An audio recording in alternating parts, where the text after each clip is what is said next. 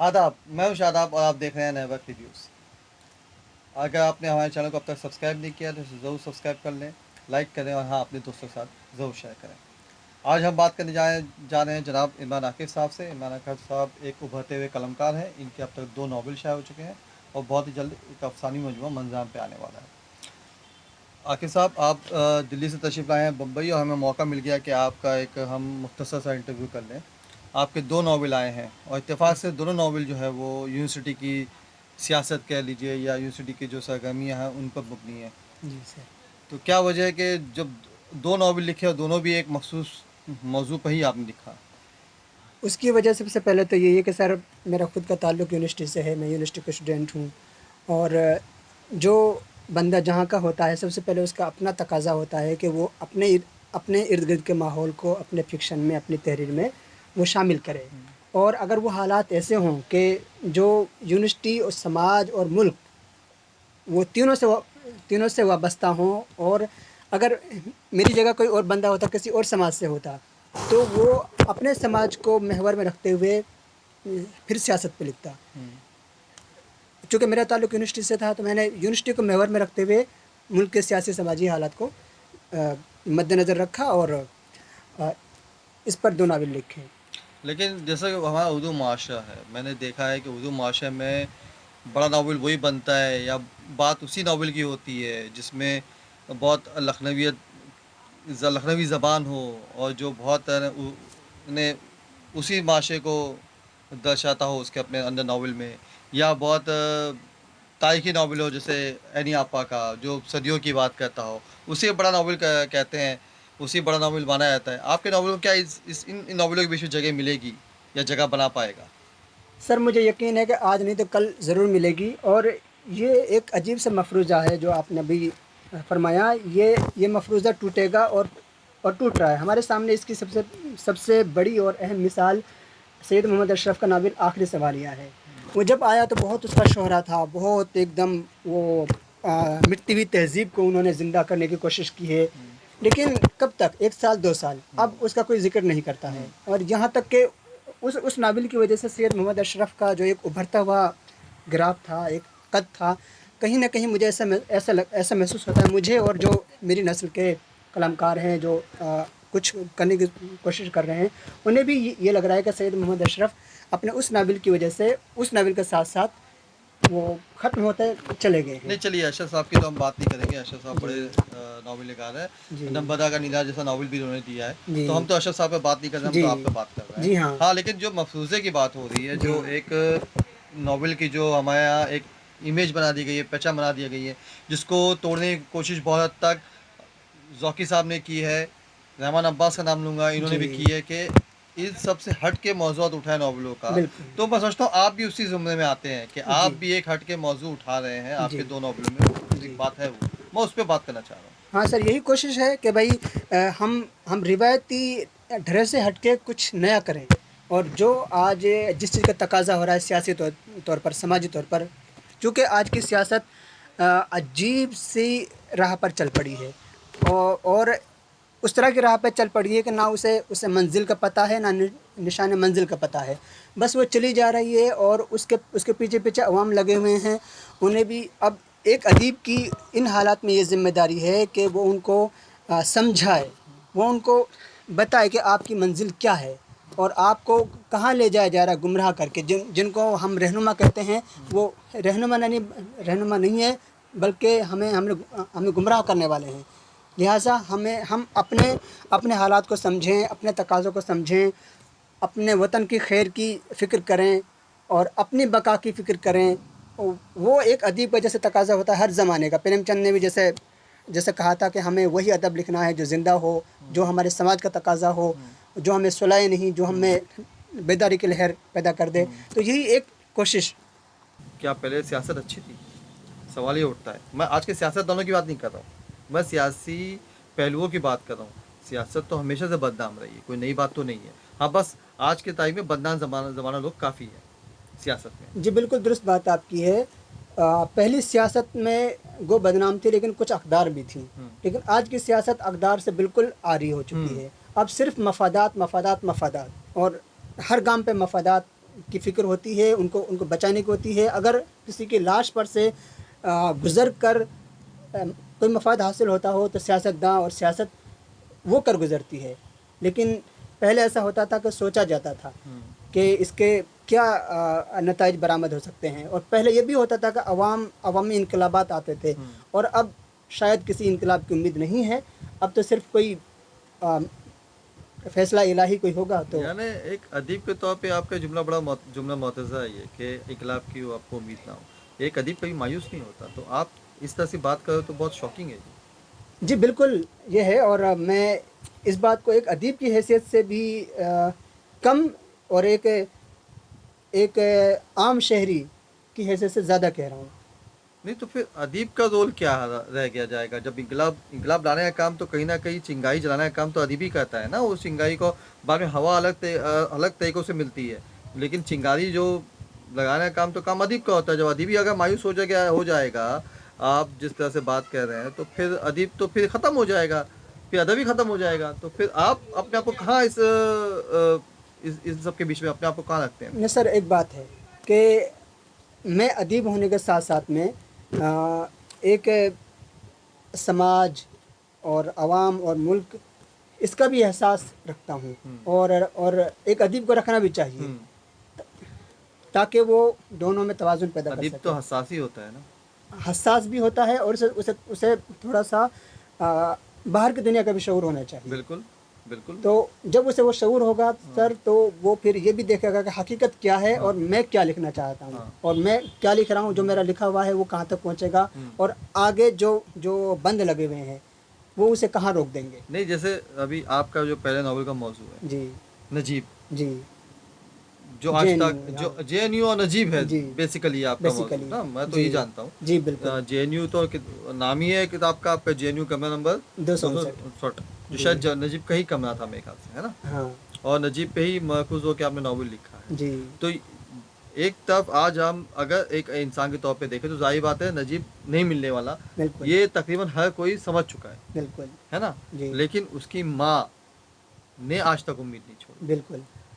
امید بھلے ہی وہ بھی جانتی ہوگی، جی کہیں نہ کہیں اس کو بھی یہ چیز پتہ ہوگی کہ میرا بیٹا نہیں آئے گا، لیکن صحیح. آج بھی وہ عورت اس کے خلاف آواز اٹھا رہی ہے اور نجیب کو واپس لانے کی مانگ کر رہی ہے. بالکل. تو اس عورت نے تو ایک اپنا ہاں حوصلہ اس نے نہیں چھوڑا. تو نہیں چھوڑا ایک ہے. ادیب جو ہے وہ کیسے چھوڑ سکتا ہے؟ لیکن سر یہ بات بھی ہے کہ اگر اس سے خاموشی سے وہ پوچھا جائے کہ جی کیا آپ کو یقین ہے اس بات کا کہ وہ لڑکا آ جائے گا، تو وہ یہ کہے گی کہ نہیں مجھے یقین نہیں ہے، مگر میں امید نہیں چھوڑ سکتی. تو ایسے ہی میں بھی یہ کہہ رہا ہوں کہ مجھے امید ہے مگر حقیقت میں جو نظر آ رہا ہے وہ یہ نظر آ رہا ہے کہ ابھی دیکھو 2014 سے ہم روزانہ حالات بس سے بدتر ہوتے دیکھ رہے ہیں. اور ایسے حالات میں تو انقلاب کوئی اٹھ ہی جانا چاہیے، کوئی احساس ہی ہو جانا چاہیے کہ بھئی یہاں سے اٹھنے والا انقلاب. ہاں ٹھیک ہے، چھوٹے چھوٹے علاقوں میں وہ حکومت بنانا چاہتے ہیں، وہاں پر نہیں بن پاتی ہے، جیسے ہم نے بنگال میں دیکھا، جیسے ہم نے بہار میں دیکھا. لیکن اسی کے ساتھ ساتھ ہم یہ بھی دیکھ رہے ہیں کہ کچھ ایسی ریاستیں ہیں جہاں پہ اچھی بڑی حکومتیں چل رہی ہیں، مگر ان کی کوشش ہوتی ہے کہ گرا دیں ان کو بھی اور ختم کر دیں، مگر اور اس کے بعد وہ وہاں سے حکومتیں گر بھی جاتی ہیں اور ان میں بھی کوئی انقلابی آواز نہیں آتی ہے. نہیں اب جیسے ان کا خود کا قلعہ ڈھہنے کے کگار پہ ہے گجرات، بڑا جی قلعہ وہی ہے، وہ بھی ڈھہنے کے کگار پہ ہے. بالکل. تو کبھی نہ کبھی تو جو جس کا عروج ہے اس کو زوال تو ہے نا. ہاں یقین ہے.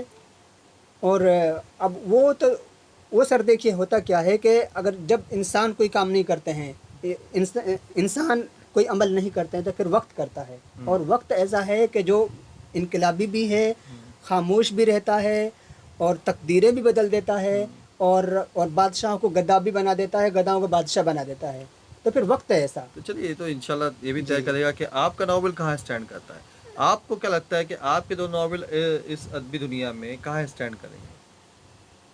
یہ تو سر یہ بھی میں وقت پر ہی چھوڑتا ہوں، اور انشاءاللہ مجھے امید ہے کہ وقت اس کا بہت بہتر فیصلہ کرے گا. میں نے تو ایک چراغ جلایا ہے، اور وقت اس کو انشاءاللہ تمام طرح کی آندھیوں سے، مصیبتوں سے اور آفات سے اور طوفانوں سے بچائے گا. اور انشاءاللہ اس کے لیے بہتر سے بہتر کوشش بھی ہوں گی اس کے فروغ کے لیے. اور جب وہ وقت آئے گا جب یہ چیزیں سمجھی جائیں گی، یہ تقریریں، یہ باتیں، یہ نعرے جملے کہ بھئی ہمیں حق کا ساتھ دینا ہے، حق کیا ہے، تو انشاءاللہ اس عہد میں ان کی وہ قدر ہوگی جو آج نہیں ہوئی ہے. چلیے گیٹ نمبر 7 پہ بات کرتے ہیں کہ آپ کے اس ناول پہ ایک تھوڑا سا لوگوں نے سوال یہ اٹھایا ہے کہ یہ ناول کم رپورتاج زیادہ بن گیا ہے، تو آپ اس بارے میں کیا کہنا چاہیں گے؟ سر رپورتاج کی اس میں ایک شعوری کوشش بھی تھی اور اس کو ناول بنانے کی بھی کوشش تھی. ناول اس لیے بنانے کی کوشش تھی کہ اس میں افسانوی رنگ ڈالنے کی ہمت ہوئی، حوصلہ ہوا، لیکن چونکہ وہ حقیقی واقعات تھے تو اس لیے ان میں شاید وہ فکشن نہیں آ سکا. مگر مقصد یہی ہے کہ وہ ناول بھی رہے اور اب رپورتاج جیسا اس کے بارے میں کہا جاتا ہے تو وہ آپ رپورتاج کو بھی کیا ہے. لگتا ہے کس کی اہمیت زیادہ رہتی ہے کہ ایک رپورتاج کی یا ایک ناول کی؟ کون سی جو صنف ہے وہ سب سے زیادہ دیپا اثر رکھتی ہے ایک قاری پہ؟ دونوں ہی رکھتی ہیں سر. رپورتاج کا بھی اثر بہت ہوتا ہے، بہت دیر تک رہتا ہے، ناول کا بھی رہتا ہے. اور اب یہ بات آپ قاری پر چھوڑ دیجئے، قاری اس کو کیا مانتا ہے، ناول مانتا ہے، رپورتاج مانتا ہے، یا یہ دونوں کا مجموعہ مانتا ہے. اور قاری کی جو رائے ہوگی وہ مجھے قبول ہے. تو آپ کو کب لگتا ہے کہ اس موضوع پہ قلم اٹھانا چاہیے؟ جیسے آپ نے جے این یو میں، آپ تو خود آپ پڑھے ہیں، آپ جے این یو میں رہے ہیں، اور تو آپ نے وہاں کی سیاست دیکھی، آپ نے نجیب کا پورا واقعہ بھی دیکھا ہوگا. بالکل. ظاہر بات ہے اس لیے آپ نے قلم بھی اٹھایا اور اچھا اٹھایا. مجھے اچھا لگا کہ کچھ ایک مختلف موضوع پہ کسی نے لکھنے کی ہمت تو کی. نہیں تو اردو والے نہیں کرتے ہیں، اردو والے ایک ہی بنے اس پہ ڈھرے پہ چلتے ہیں اور پھر لوگ ان کی واہ واہ کرنے والے لوگ بھی موجود ہوتی ہے، لیکن وقت جو ہے نا وہ سب کو پھر جی پتا کہہ دیتا ہے. صحیح. پھر آپ کو ان کے نام سنائی نہیں دیتے. لیکن چلو یہ تو اچھا تھا کہ آپ نے جے این یو پہ لکھا. گیٹ نمبر 7 تو شاید جامعہ کی کہانی جی ہے نا. جامعہ تو اس میں تینوں یونیورسٹی کی کہانیاں جی، ہیں. لیکن بیسیکلی جامعہ کو جی آپ نے بیس بنایا ہے جی گیٹ نمبر بالکل. 7 میں. جی تو اپنی یونیورسٹی سے باہر کی یونیورسٹی، دوسری ایک یونیورسٹی جی کے بارے میں آپ نے لکھا. جی تو کیا آپ نے کتنی آپ کتنے اس کے شاہد تھے کہ آپ جو واقعات ہوئے، یا کتنے آپ کے دوستوں نے مدد کی، یا آپ نے کتنی ریسرچ کی اس کے لیے؟ سر میں نے ریسرچ بھی کی ہے اور میں بذات خود شاہد تھا. اور جن دوستوں سے مجھے مدد کی امید تھی وہ خود ڈرے ہوئے تھے اس زمانے میں، وہ کوئی بات نہیں کہہ پا رہے تھے. مگر پھر میں وہاں پہ جاتا تھا، پروگرام ہوتے تھے باضابطہ، اور انہوں نے گیٹ نمبر 7 کے سامنے سے پورا وہ تمبو وغیرہ لگا دیے تھے، روڈ کو بلاک کر دیا تھا. دو طرف کا روڈ ہے تو ایک وہ کر دیا تھا. اور وہاں پہ روزانہ پروگرام ہوتے تھے. میں وہ سردی کے دن تھے، میں جے این یو سے اس کے لیے خصوصی طور پر جاتا تھا. وہاں پہ رپورٹنگ جیسی مجھ سے ہو سکتی تھی میں کرتا تھا. واقعات کی حقیقت کیا تھی ان کو جانتا تھا. رات میں لائبریری میں کیا ہوا، اس کے بعد جامع مسجد میں کیا ہوا، جامع مسجد جامعہ اسلامیہ کی وہاں کیا ہوا، وہاں پہ کس طرح سے طلبہ ایک کونے میں محصور ہو گئے نماز پڑھتے ہوئے، طلبہ پر کس طرح لاٹھی چارج ہوا، وہ سب چیزیں ان کی حقیقت کیا ہے وہ دیکھا. پھر وہاں سے شاہین باغ، تو شاہین باغ اور جامعہ، اور اس کے بعد جو علی گڑھ میں واقع ہوا، علی گڑھ میں بھی طلبہ نے مومنٹ چلائی تو پولیس نے وہاں لاٹھی چلائی. اس کے بعد پھر جب جے این یو میں یہ مومنٹ اٹھا تو جے این یو میں اے بی پی کے گنڈوں نے وہ کیا. تو اس طرح سے تینوں یونیورسٹیز کے حال ہاں یہ ہے کہ جامعہ اسلامیہ کا زیادہ ہے، شاہین باغ کا زیادہ ہے، اور علی گڑھ کا جے این یو کا جو وقتی تھا وہ ہے. تو یہ واقعات حقیقی ہیں، اور ان کی جو اور حقیقت ہو سکتی ہے، چونکہ اس وقت افواہوں کا بازار بہت گرم تھا، بہت افواہیں اٹھتی تھی. ایک بار تو ایسا ہوا تھا سر کہ ہم لوگ شاہین باغ میں تھے اور اچانک کسی نے افواہ اڑا دی کہ بٹلہ ہاؤس میں پولیس نے ریڈ کر دی ہے اور اب وہاں سے لوگ بھاگ کے آ رہے ہیں ادھر. تو وہاں پہ بھی سراسیمگی کی پھیل گئی اور وہاں سے لوگ بھاگنے لگے. یہاں تک کہ کوئی تقریباً 1.5 گھنٹے بعد میں لوگوں کو یہ اطلاع ملی کہ یہ تو صرف افواہ تھی. پھر وہاں سے واپس آئے. اس قدر خوف و ہراس کا ماحول تھا. تو ان خوف و ہراس کے ماحول کو، ان میں کیا حقیقت ہے، کیا فسانہ یہ، اور پھر پیدر پہ گولیاں چل رہی ہیں، پولیس نے چاروں طرف سے گھیر رکھا ہے اور ان کی جو سنگینیں ہیں وہ تنی ہوئی ہیں، پتہ نہیں کب وہ شعلے اگل دیں. تو اس طرح کا ماحول تھا. تو ان میں جو حقیقت تھی اس کو، اور افسانوی انداز میں 2 کریکٹر ہوتے ہیں، اسٹوڈنٹ ہوتے ہیں، وہ اپنے گاؤں سے آتے ہیں، وہ زیادہ نہیں جانتے ہیں کہ سیاست کیا ہے اور یہ حالات کیا ہیں، لیکن ان کو اس طرح کے حالات گھیر لیتے ہیں. تو अचानक उनका जो शऊर है वो बाला हो जाता है और वो फिर चीज़ों को बहुत गहराई से समझना शुरू कर देते हैं और उनके तह तक पहुंचने की कोशिश करते हैं कि सियासत ने अगर ये रुख इख्तियार किया है, अगर ये बयान किसी वज़ीर का किसी उसका आया है तो इसकी तह में उनकी मकसदियत क्या है। इन सारे वाक़यात में पुलिस का रोल जो है सबसे ख़राब जी हाँ, है ना, तो उस बारे में आपका क्या ओपिनियन था? तो नॉवल में तो लिखा ही जी होगा, जी लिखा ही जी है आपने, वो तो जी, मैंने ये गेट नंबर 7 तो बिल्कुल पढ़ा सर। भी है। तो सर एक बात ना कही जाती है कि भाई पुलिस सिस्टम का हिस्सा है और सिस्टम है तो सिस्टम तो अंधा गूंगा बहरा होता है, मगर मैं एक चीज़ कहता हूँ कि सिस्टम अगर इंसान है, अगर हम किसी इंसान को सिस्टम कह रहे हैं तो उसे बिल्कुल अंधा गूंगा बहरा नहीं होना चाहिए। उसे कुछ तो सोचना चाहिए कि हम जिसके ऊपर लाठी चला रहे हैं ये बूढ़ा है, औरत है, बच्चा है, स्टूडेंट है या कौन है, क्या है, कुछ तो सोचना चाहिए। और जनरल डायर की फौज में गोली चलाने वाले भी तो हिंदुस्तानी थे। बिल्कुल हिंदुस्तानी थे। तो उनको यही है सवाल सर, उन्होंने भी तो सिस्टम बन के काम किया था। ये सवाल उसी ज़माने से है। और ये सवाल बाकी रहेगा। अगर आप सिस्टम बनाम इंसान हैं तो आपको इंसानियत का दामन कहीं नहीं छोड़ना है। अच्छा एक बात और होती है सर, ये मैंने देखा है कि पुलिस जब अपनी कार्रवाई करती है तो उसमें वो अपनी ज़ातियात को भी शामिल कर लेती है। अगर उनका चेहरा करख्त है, अगर उनकी आदत ख़राब है तो उसको भी वो उसमें शामिल कर देते हैं। भाई आप अब ठीक है, आप कार्रवाई कर रहे हैं किसी के हुक्म के तहत में तो सिर्फ उतनी कीजिए जितना आपको बोला गया है या जितनी कानून के दायरे में हो सकती है, अमल के दायरे में हो सकती है। ये नहीं कि आपको किसी बात पे गुस्सा है घर से या किसी ने कुछ कह दिया था वो गुस्सा आप उस पर निकाल रहे हैं। हालांकि मुझे वो बहुत अच्छा लगा था जब यहाँ पे हम तो बैठ के सोशल मीडिया से ही तो सारी बातें पता चलती थी हमको। तो एक बहुत अच्छा जो स्टेप लिया था जेएनयू वालों ने, शायद लिया था जामिया वालों ने, कि वो फूल लेके पहुंच गए थे और उन्होंने एक गाना का बनाया हाँ, था जेएनयू वालों ने कि दिल्ली पुलिस बात करो, हाँ हम तुम्हारे। हाँ, क्या बहुत अच्छा गाना जी था वो इसमें भी है। यूट्यूब पे है और हाँ इसमें तो शायद लिखा है जी ना। जी, नावल में तो भी है हाँ, तो वो आप जरूर सुनिएगा गाना कि दिल्ली पुलिस बात करो, ना सिर्फ घूसे लात करो, हाँ है ना। जी बहुत अच्छा गाना, तो उसको सुनिएगा। तो माफ़ी है, मैं थोड़ा सा अलग उसमें चला गया था। ठीक है, तो एक तो अब जो सूरत हाल हुई थी वो दौर में, जो बहुत ख़राब दौर था और ज़ाहिर बात है सरकार का चेहरा भी बेनकाब हो गया था कि सरकार क्या चाहती है। उसके बाद जो अब यूनिवर्सिटीज़ के हालात क्या हैं, अब क्या माहौल है वहाँ का, जेएनयू का या जामिया का या डीयू का? सर उसके बाद कुछ हालात कोई और रुख इख्तियार करते, कोरोना आ गया और लॉकडाउन का एक लंबा दौर आया और उससे हम लोग सभी पूरे हिंदुस्तानी ही होकर गुजरे हैं। बहुत सारे ज़ख्म थे वो अब तक भर चुके हैं। अब असर नो ये बातें आ रही हैं, लेकिन जो बात पहले थी तलबा में जो जोश था, जो जज्बा था, अब वो नहीं है तकरीबन। और अब वो इसलिए नहीं है कि जो इंतज़ामिया है यूनिवर्सिटीज़ की, उन्होंने बहुत शऊरी तौर पर इस तरह की कोशिशें की हैं, कदगन भी लगाए हैं, कदगन लगा दिए उन्होंने कि तलबा की अब आवाज़ इतनी बुलंद ना हो सके, उनका जो सोशल मीडिया पे जो असर है वो कम से कम हो जाए और अब उनकी आवाज़ सिर्फ एक महदूद ही दायरे में हो, घुटकर और दबकर रह जाए। उन्होंने बहुत शऊरी तौर पर इन यूनिवर्सिटीज़ में अपनी समझ के, अपने मिजाज के और अपनी चापलूसी करने वाले बंदे बिठा दिए जो अब किसी भी तरह की इजाज़त नहीं देते, ना एहतजाजी कॉल की, ना बाहर निकलने की, बल्कि अब तो वो इस तरह की भी इजाज़त नहीं देते कि भाई हम कोई आम जलसा यहाँ पे हम किसी हॉस्टल में कर रहे हैं, कोई मुल्क का बड़ा दिन है हम वहाँ पे कोई प्रोग्राम कर रहे हैं या हम उनको बुलाना चाहते हैं किसी को। अब किसी तरह की इजाज़त नहीं है। लिहाजा तलबा मोमेंट ने तकरीबन दम तोड़ दिया है। उन्हें कामयाब हो गए वो लोग। हाँ, वो लोग अपने मकसद में कामयाब हो गए और स्टूडेंट्स ने जो कुर्बानियाँ दी वो कुर्बानियाँ उस वक्त तो काम आई, हिंदुस्तान के भी काम आई, तलबा के भी काम आई और अब आगे नहीं आएंगी। तो कब तक ये लगता है कि ये सूरत हाल कब तक रहेगी, ये सरकार रहने तक?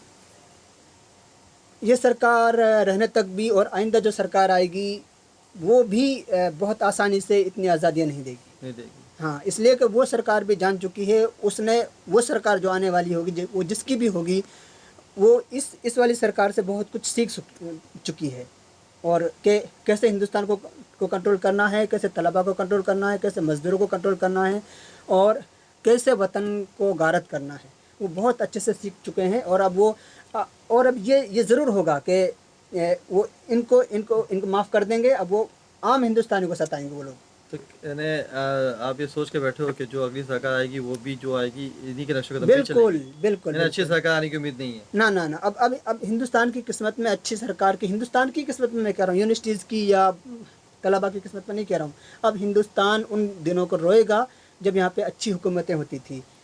نہیں، وہ تو ابھی رو رہا ہے، روئے جی گا تو دور کی بات ہے، وہ تو جی ابھی رو رہا ہے۔ جی تو میں تو مستقبل کے اچھے مستقبل کے بارے میں ایک ہلکی سی بات ہی سوچا تھا بہت، کہ اچھی چیز کچھ ہو جائے، جیسے چلے کیجریوال دلی میں آپ رہے ہو، دلی میں جی جی پڑے ہو، کیجریوال کی حکومت برائے نامہ حکومت ہے، جی تو اب ان کا کیجریوال کا کیا لگتا ہے کہ اگر وہ جیسے پنجاب میں حکومت آئی تو وہ تو بڑے زور شور میں کام کر رہے ہیں، گجرات میں چانسز بن رہے ہیں، تو اگر دلی پوری طرح سے ان کے کنٹرول میں آ گئے تو جی کیا جی یہ بھی وہ اسی طرح کا ہی کام کریں گے، آپ کو لگتا ہے؟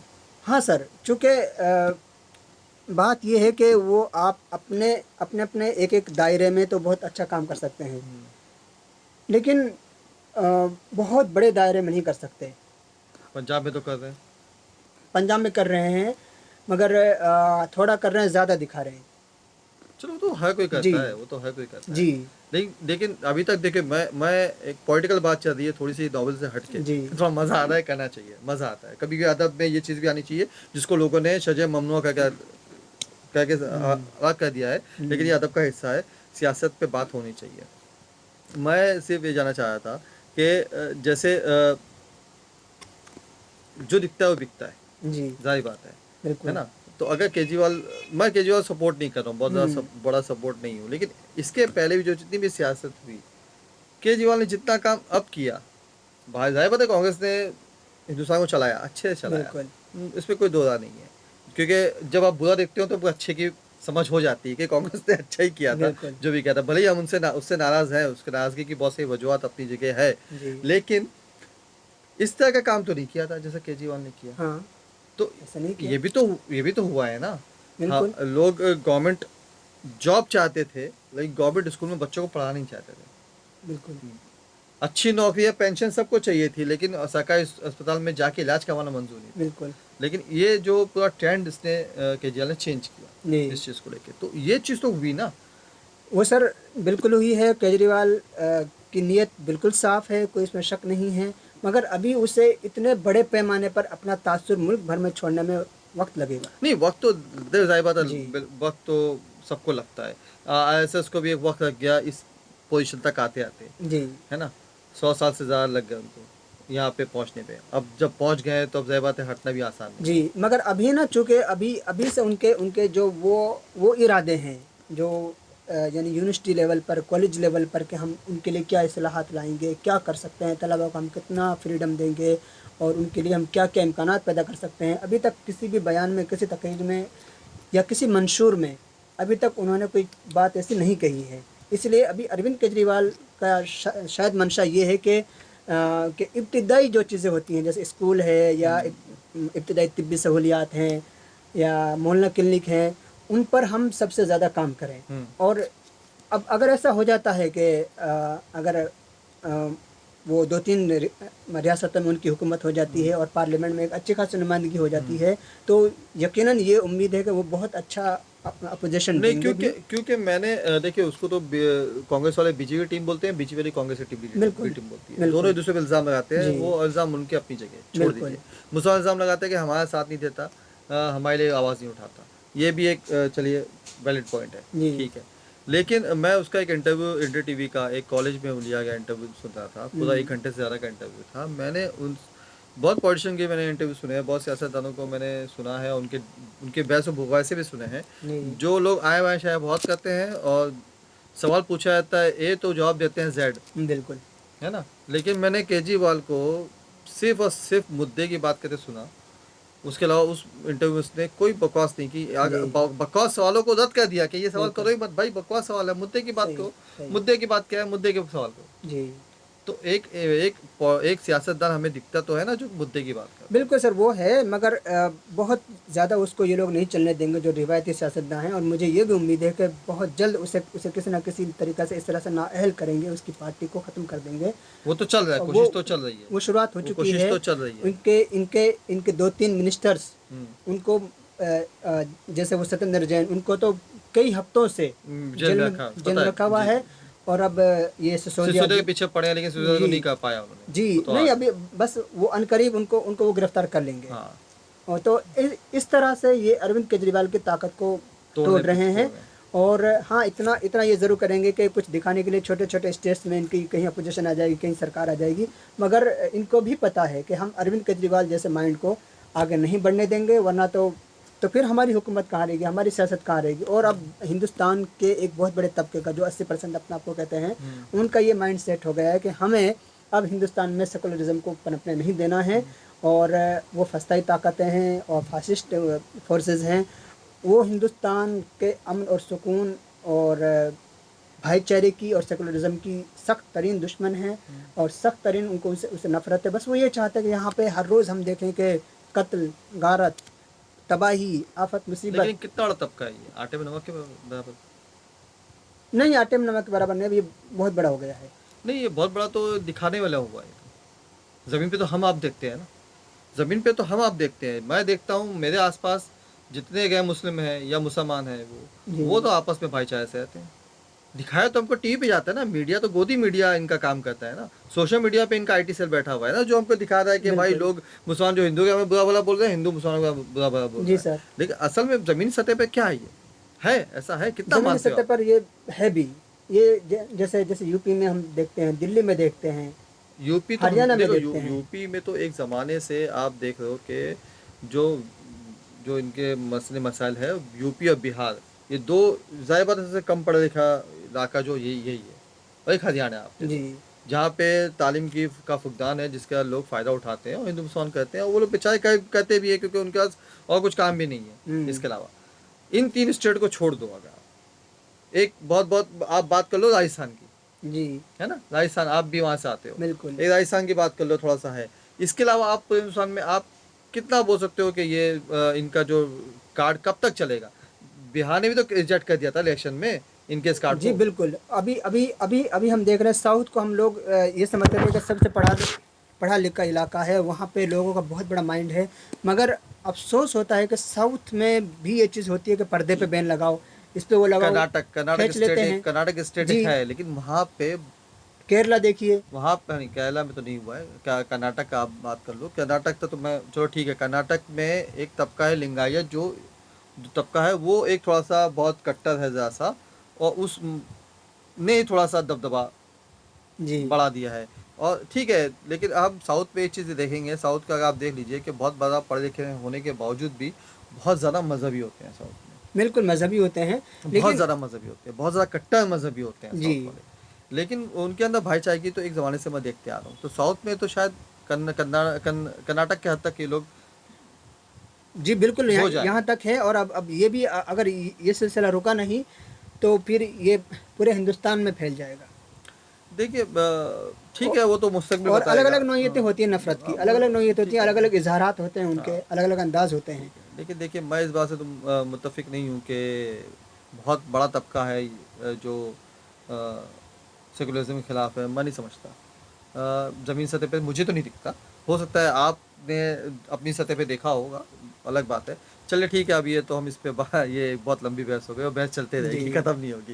हिंदुस्तान बहुत बड़ा है और मुद्दा भी बहुत बड़ा है। जी तो हम अदब पे आते हैं फिर दोबारा, अब के अब 2 नावल, जी इसके बाद अब आपके ज़्यादा एक अफसानी मजमूआ। जी अफसानी मजमूआ इंशाल्लाह वो तैयार हो चुका है, और बस उसमें चंद अफसाने और हैं जो शामिल करने हैं, और फिर लिखने हैं या लिख चुके नहीं, वो मैं लिख चुका हूँ। हैं? और तो कितना मुतमईन है आप अपनी अपनी तख्लीक़ात से? आप क्या लगता है कि आप अपनी तख्लीक़ात को कहाँ स्टैंड करते हैं? आप यंग लिखने वालों में हैं, नौजवान लिखने वालों में, मुझसे भी कम उम्र है शायद आप, है ना? जी मैं सर। भी अभी लिख ही रहा हूँ, मैं भी अभी प्रैक्टिस ही कर सर रहा हूँ। अभी से कोई उम्मीद लगाना ये मुनासिब नहीं है। بس یہ ہے کہ کوشش کرتے رہنا چاہیے.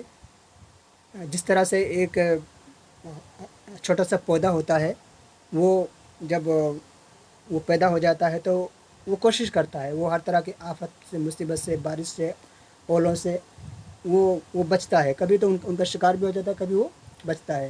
اور پھر جب وہ تناور ہو جاتا ہے تو پھر اس کے پھل پھول جو بھی کچھ آتے ہیں وہ. ابھی سر یہ کوشش کا دور ہے اور محنت کا دور ہے. محنت کرنی ہے، محنت سے بھی زیادہ محنت کرنی ہے، اور اچھی سے اچھی کوشش جو اللہ پاک نے صلاحیتیں دی ہیں ان کا استعمال کرنا ہے. اور ابھی کوئی مقام، کوئی منصب، میں اس مقام پہ ہوں، میں یہاں مجھے ہونا چاہیے، ابھی اس کی کوئی تمنا نہیں ہے. اور ہاں یہ بات ضرور ایک دستور کے مطابق ایسا ہوتا ہے کہ ایک چیز پیش آ گئی، منظرام پہ آ گئی ہے، اور اب اس کا فیصلہ کاری کریں گے، اس کا فیصلہ وقت کرے گا. ہو سکتا ہے کہ اس میں کچھ چیزیں ایسی ہوں جو بہت اچھی ہوں، اور کچھ چیزیں ایسی ہوں کہ جو بہت بری ہوں، کچھ چیزیں ایسی ہوں کہ 50-50 ہوں. چلیے یہ تو وقت بتائے گا، جی، لیکن قاری بھی ایک بتائے گا. چیز مجھے یہ جاننا یہ ہے، کیونکہ آپ دلی میں رہے ہو، دلی کی کے ادبی حلقے میں بھی آپ رہے ہو، آپ کو کیا لگتا ہے کہ آپ کو ادب، جیسے ادب بھی آج بھی کارپوریٹ کتا ہو گیا ہے کہ جب تک کانٹیکٹ نہیں ہو آپ اوپر بالکل. تک نہیں پہنچ سکتے. جی اوپر تک میری مراد ہے کہ آپ ساہتیہ اکیڈمی ایوارڈ ہو گیا، جی جی یا اسٹیٹ ایوارڈ، اسٹیٹ کی ساہتیہ اکیڈمیاں جو ہے وہ جی ایوارڈ جو دیتی ہیں، جی یا پھر کوئی سیمینارز ہیں بڑے. تو سیمینار تو چلیے چھوڑیے، آج کے سیمینار میں تو صرف مقالے پڑھے جاتے ہیں، بالکل. تخلیقی ادب کو نہ تو نہ یہ لوگ منہ تک نہیں لگاتے ہیں، صحیح بات ہے. چھوڑ دیجیے. جو کہ تخلیقی ادب ہی وہ ہوتا ہے جو بنیاد ہوتی ہے جس کے اوپر کھڑے ہو کے یہ لوگ اپنے مقالے پڑھتے ہیں، جی لیکن جی تخلیقیت کو نہیں پوچھتے ہیں. صحیح بات تو ہے. چلیے وہ چھوڑ دیجیے. تو آپ کو لگتا ہے کہ آپ کو کیا مواقع ملے ہیں اس ادبی دنیا میں اپنی پہچان بتانے کی، یا جمانے کی، یا آپ قدم جمانے کی؟ سر یہ سوال تھوڑا سا مشکل ہے. ایک تو یہ ہے کہ کبھی میں نے کسی ٹارگیٹ کو سامنے رکھ کے کوئی ادب نہیں لکھا، کوئی افسانہ نہیں لکھا، کوئی ناول نہیں لکھا کہ مجھے یہ ملے گا، اور نہ ہی میں نے پیش کیا. میرا انعام جو ہے، جو بھی کچھ انعام ہے، اسے آپ کوئی بھی نام دے دیجئے، وہ میرا کاری ہے. اگر میرے کاری تک میری بات پہنچ گئی اور اسے لگا کہ ہاں واقعی کوئی بات کہی گئی ہے، میرے دل کی بات کہی ہے، اور ایسی بات کہی کہ یہ بات ہونی چاہیے تھی، تو یہ میرا سب سے بڑا انعام ہے. میں اس کو نوبل پرائز سے بھی بڑا مانتا چلیے اچھی بات ہے. ہوں. جی چلیے عاقب صاحب، بہت مزیدار باتیں رہی. میں کسی ینگ رائٹر کے ساتھ اتنا لمبی میں نے انٹرویو ابھی تک نہیں کیا جتنا لمبا آپ کے ساتھ ہوا. تو جی سر. بہت مزہ آیا بات کر کے، اچھا لگا. امید کرتے ہیں کہ آپ کے ناول کو جس طرح سے لوگوں نے ہاتھوں ہاتھ لیا، آپ کے افسانی مجموعے کو بھی ہاتھوں ہاتھ لیں گے. اور بہت جلد جب آپ کبھی بمبئی آئے یا ہم دلی پہنچے تو ہم اس پہ بھی بات کریں گے. ضرور انشاءاللہ. تو یہ تھے عمران عاقب صاحب جو دلی سے بمبئی تشریف لائے تھے. ہمیں فائدہ ہو گیا کہ ہم نے ان کا انٹرویو کر لیا، اور بہت مزیدار باتیں رہی. سیاست پہ خاص کر کے، سیاست پہ لوگ جلدی گفتگو کرتے نہیں ہیں، کیونکہ ادیب ہمارے پتہ نہیں کیوں کتراتے ہیں سیاست پہ بات کرنے کے لیے، جبکہ بہت اہم حصہ ہے ادب کا. تو چلیے پھر ملتے ہیں انشاءاللہ ایک اگلی بار ایک نئے ادیب کے ساتھ، ایک نئی کتاب کے ساتھ. جب تک کہ شب بخیر.